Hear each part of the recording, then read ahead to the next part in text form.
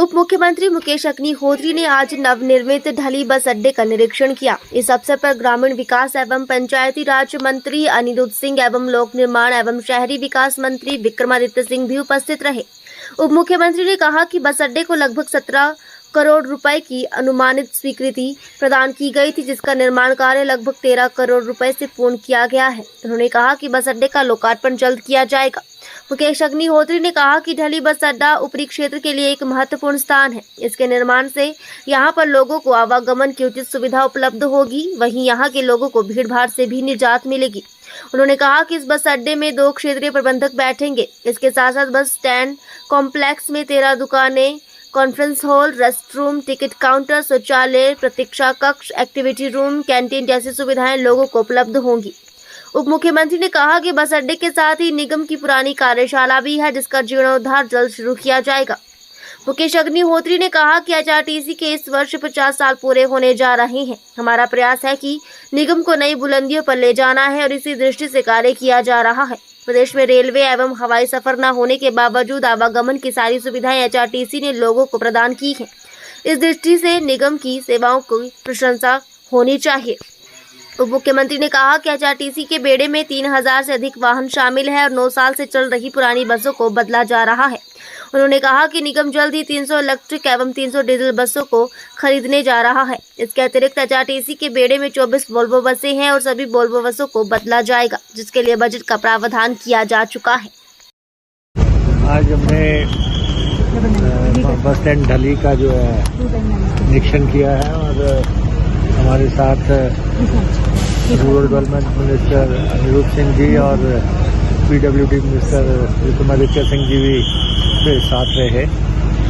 और ये जो जंक्शन है, जो ये पॉइंट है, ये बहुत इम्पोर्टेंट पॉइंट है, क्योंकि सारा शिमला का जो अपर एरिया है वो यहीं से डिलीवर होता है।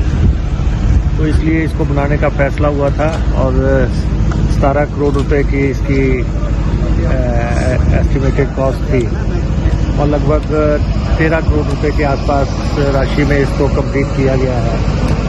और हमारे 2 आरएम्स यहाँ पे बैठते हैं और शॉपिंग कम्प्लेक्स साथ में बनाया गया।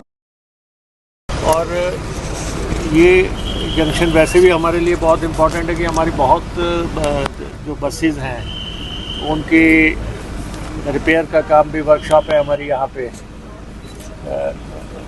वर्कशॉप की वजह से भी ये स्थान हमारे लिए बहुत उपयुक्त है। तो इससे डीकंजेशन हो गई एक तो एरिया की, और ढली की लुक में बदलाव आया है। और जब हमारा सेकंड फेज शुरू होगा, जिस पे हम लगभग 24 करोड़ रुपया खर्चा करने जा रहे हैं यहाँ सेकंड चरण में, तो उसके बाद ये एरिया काफ़ी खूबसूरत हो जाएगा और डिलीवरी पहले से कहीं इम्पोर्टेंट हो जाएगी। तो उस पर डिस्कशंस चल रही हैं। बहुत जल्दी इसका उद्घाटन होगा और उसका फाउंडेशन स्टोन होगा। तो जो लोकल मिनिस्टर्स हैं हमारे अनिरुद्ध सिंह जी और विक्रमादित्य सिंह जी, हम उनका भी इनपुट लेना चाह रहे थे कि क्योंकि उनके एरियाज़ हैं और उनके एरियाज़ को बसेज जाती हैं, तो उनसे भी कंसल्टेशन कर रहे हैं। और हमारे ऑफिसर्स, हमारे एमडी और हमारे दूसरे जितने भी यहाँ पे ऑफिसर्स हैं वो सारे बधाई के पात्र हैं कि ये अच्छा काम कर रहे हैं। और साथ में हमारे जो ड्राइवर, कंडक्टर्स, कार्यशाला में जो लोग लगे हुए हैं, और हमारी कोशिश है कि हम एचआरटीसी को ऐसे मुकाम पे ले आएँ, क्योंकि 50वां साल चल रहा है एचआरटीसी का। 50वें साल में हम प्रवेश कर गए हैं और ये अक्टूबर में हम उसकी सेलिब्रेशन करने जा रहे हैं। तो 50 साल में एचआरटीसी ने बहुत सेवा की है हिमाचल वासियों की, जब से ये शुरू हुआ। और पूरे हिमाचल में, क्योंकि ना तो रेलवे का सफ़र है, ना ही यहाँ पे हवाई सफ़र है, अल्टरनेट मोड ऑफ ट्रैफिक नहीं है, ट्रांसपोर्ट नहीं है, तो इसलिए एचआरटीसी की जो सेवा रही है उसको हम सबको अप्रिशिएट करना चाहिए, सारे हिमाचल प्रदेश के लोगों को। और हम 3000 से ज़्यादा हमारे पास गाड़ियां हैं और गाड़ियों में हम जो हमारी 8 साल बसेस चल गई हैं, या जो 8-9 लाख किलोमीटर जो बसेस चली गई हैं, अब उनको रिप्लेस करने जा रहे हैं। और 300 तो हम इलेक्ट्रिक बसें खरीदने जा रहे हैं और 300 ही हम डीजल की बसें खरीदने जा रहे हैं, और बहुत जल्दी ये काम हम करेंगे। और उसके बाद वॉल्वो का सारा फ्लीट हम बदल रहे हैं। 24 बसें हैं, 24 की 24 हमने बदलने के निर्देश दे दिए हैं, फाइनेंशियल अरेंजमेंट उसका कर दिया है। और 100 हम टेम्पो ट्रैवलर खरीदने जा रहे हैं, क्योंकि कई जगह लंबी बसें जा रही हैं जहाँ सवारी नहीं है। तो HRTC को देखने का नज़रिया लोगों को बदलना पड़ेगा, क्योंकि कुछ लोग सोचते हैं कि इसको कमर्शियली चलाया जाए। तो ये कोई सिर्फ कमर्शियल चलाने का इंस्टीट्यूशन नहीं है, ये हिमाचल एक वेलफेयर स्टेट है। हमें अपने लोगों को जो है उनके गंतव्य स्थलों पे पहुंचाना है। जितने भी लोगों को रियायती सफ़र है या कुछ लोगों को मुफ्त सफ़र है, वो कैटेगरीज़ है 27 के आसपास कैटेगरीज़ हैं जो इनको हम फीड कर रहे हैं, और उनको रोज़ हम सुविधा देते हैं। और उसके बाद घाटे के जो रूट है वो सारे HRTC उठा रही है। जहाँ कोई नहीं जाता वहाँ HRTC जाती है।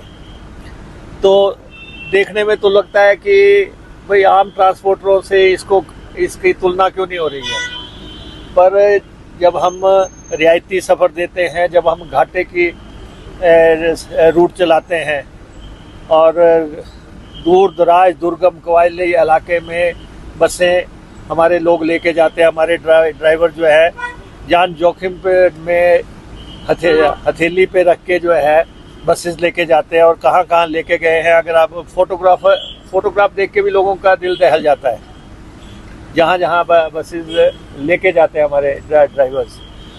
तो इसलिए, और लेकिन ये है कि हम सिर्फ इसको कमर्शियली नहीं चलाते, लोगों को नौकरियां भी दी हैं। और हम सबसे पहले OPS लागू करने वाले हैं। हमने HRTC में ओल्ड पेंशन स्कीम लागू की। हमने जो प्रदेश सरकार के वेजेस हैं वो हम इम्प्लीमेंट कर रहे हैं। हम प्राइवेट ट्रांसपोर्टर्स की तर्ज पे जो है कम दाम के ड्राइवर कंडक्टर्स नहीं है हमारे से ही जो मूल्य दिया जाना है ड्राइवर्स को, कंडक्टर्स को, कार्यशाला के लोगों को, वो हम देते हैं। तो इसलिए कई तरह के मसले हैं, लेकिन HRTC ने इस महीने जो है 70 करोड़ रुपया अर्न किया है। और उसके लिए भी मैं अपने सारे स्टाफ को बधाई देना चाहता हूँ कि जिस तरीके से हमने अर्निंग इसकी बढ़ाई है। हम कोशिश कर रहे हैं कि सरकार की बैसाखियों को जितना कम किया जा सके हम करने की कोशिश कर रहे हैं, लेकिन सरकार को हम सर्विसेज भी दे रहे हैं। ये नहीं है कि हम सरकार से पैसा लेते हैं, उसकी एवज में हम सरकार को सर्विस भी दे रहे हैं, चाहे वो रियायती सफ़र है, चाहे वो घाटे के रूट चला के है।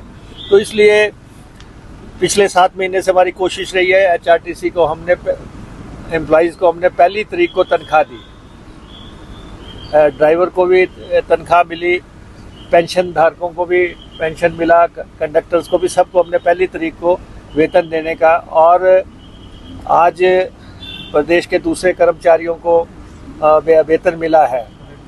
तो हमने डायरेक्शन दी है MD साहब को कि HRTC के हमारे जितना स्टाफ है उनको भी वेतन और पेंशन जो है जारी कर दी जाए। तो इसलिए मैंने देखा कि जो विपक्ष के लोग हैं वो कह रहे हैं कि HRTC के लोगों को तनख्वाहें नहीं मिल रही हैं। ये सरासर झूठ है।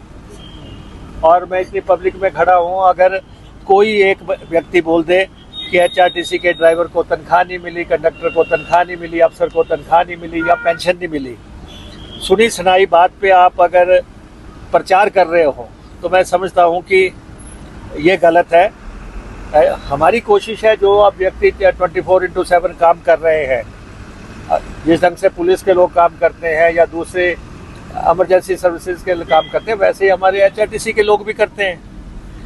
और इसलिए हम चाहते हैं कि जो लोग सारा दिन स्टीयरिंग पे बैठे रहे उनको जो है तनख्वाह मिले टाइम की, और तनख्वाह देना हमारा जिम्मा है, और इसलिए हमने जो है तनख्वाह सुनिश्चित की है। और आगे को भी जो दूसरे भी भत्तों की बात हो रही है, हम जैसे ही थोड़ा सा भी हमारी राहत वाली स्थिति बनेगी, हम जो कमाई है हम अपने कर्मचारी पे लगाना चाहते हैं, जो भी जिस भी तरह से है। इसलिए ये जो है धारणा हमें रखनी है कि अब कोई एक बस खराब हो जाती है बाजार में तो लोग फोटो डाल देते हैं, देखो जी HRTC खराब है। जो 3000 बसें चलनी है तो बीच में एक खराब भी हो सकती है।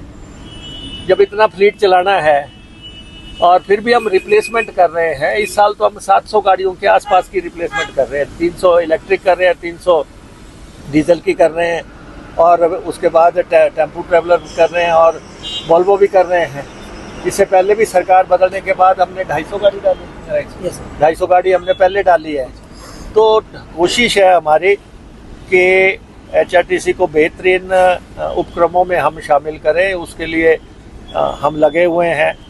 और आज भी हमने जो कार्ड जारी किया है नेशनल कॉमन मोबिलिटी कार्ड जो है आज हमने जारी किया, 100 रुपये का व्यक्ति लेगा। वो पूरे हिंदुस्तान में कहीं भी चले जाए, मेट्रो में चले जाए, चाहे वो DTC में चढ़ जाए, चाहे हरियाणा रोडवेज में चले जाए, चाहे कहीं भी चले जाए, वो उस कार्ड को इस्तेमाल कर सकेगा। तो हम कोशिश कर रहे हैं, और इतिहास भी है, HRTC का जितना इतिहास है उसको सबको भी हम जो है कलमबद्ध कर रहे हैं कि 50 साल में कौन सी बसें आई, कौन से लोग आए, कौन से बेहतरीन लोग काम करके गए, वो सारे उसकी भी बुक्स हम पब्लिश करने जा रहे हैं। और अपने लोगों को हम चाहते हैं, हमारे ड्राइवर्स को, कंडक्टर्स को, स्टाफ को, कि वो हमारे जो सफ़र के साथी हैं 50 साल के, जो हम 4 तारीख को 2 अक्टूबर को हम सेलिब्रेट करने जा रहे हैं 50वां साल HRTC का। तो उसमें हम सबको शामिल करेंगे। ये नहीं है कि ये राजनेताओं का फंक्शन होगा या ये अफसरों का फंक्शन होगा, इसमें सारे कर्मचारी हम प्रदेश के शामिल करेंगे, पेंशनर्स को शामिल करेंगे, ताकि जो एक सफ़र के साथी हैं उनको भी हम एक्सपीरियंस उनके साझे कर सकें।